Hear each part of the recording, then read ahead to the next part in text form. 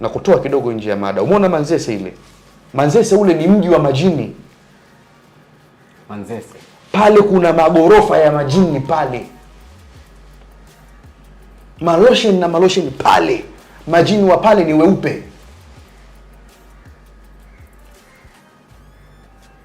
Wanaishi majini pale. Pale kuna mji mkubwa wa majini Manzese.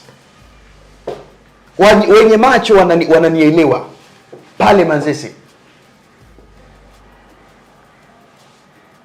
Sasa wewe usione ajabu ule kuwa ni mji wa majini.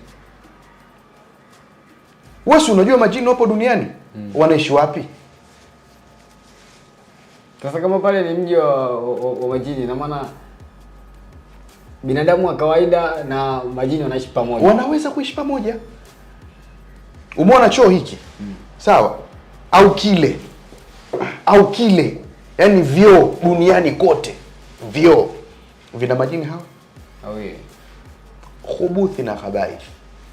Shekhi, hata ukijenge kwa almasi, kwa dhahabu, lazima hawa wawili wawepo. Na ndio maana sisi mtume wetu Muhammad sallallahu alaihi wasallam ametufundisha, unapotaka kuingia chooni tanguliza kwanza mguu wa kushoto.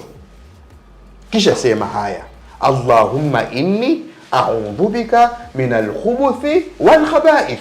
Kisha ingia. Mola we, najikinga kwako kutokana na hawa majini wawili. Khubuthi na khaba'ith. Ni jini la kike na la kiume. Hawa watu wanaoanguka vyooni hawa, ukimuuliza hana sababu, anajikuta yuko chini tu, anakupiga mtama. Mimi kuna siku shekhe, niko sehemu kuna binti akaingia chooni,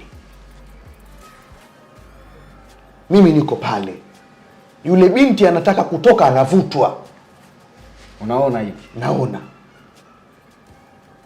binti apiga kelele, jamani wewe. Ndio mimi nikamwambia muachilieni, wakamwachia. Lakini kile kitendo cha kumvuta peke yake kile, wakampa maradhi makubwa.